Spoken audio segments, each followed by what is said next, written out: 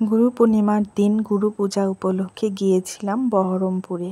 ওখানে গুরু পূজা সেরে ওখানেই আমরা প্রসাদ গ্রহণ করলাম। খিচুড়ি প্রসাদ হয়েছিল ওই গুরু পূজার আসরে।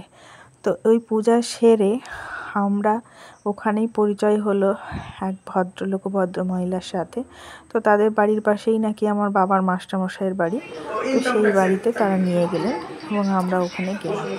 এটা হচ্ছে বাবার মাস্টারমশাইয়ের বাড়ি। তো ওই বাড়িতে আবার একটা কুকুর আছে। কুকুরটা এত লাফাচ্ছে আর গায়ের উপরে উঠছে, গা চেটে দিচ্ছে, কী করি বুঝতেই পারছিলাম না। অবশেষে তো ওকে একটু আদর করতে শুরু করলাম। আর আমার বাবা তো আনন্দে আটখানা, অনেক দিন পর তার মাস্টারমশাইকে দেখেছে। তো কিছুক্ষণ সময় আমরা ওখানে কাটালাম। এই যে কুকুরটা দেখো,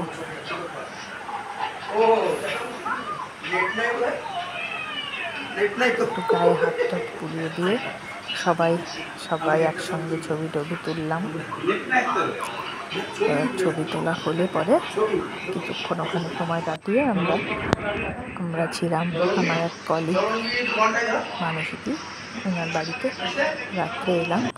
ওখানে ছবি তোলা হচ্ছে।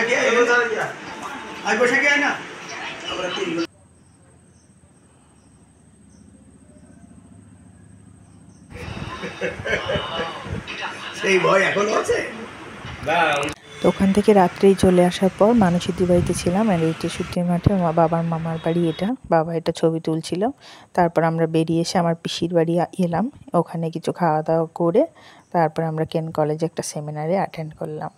টাটা, বাই বাই, আজকের জন্য এইটুকু।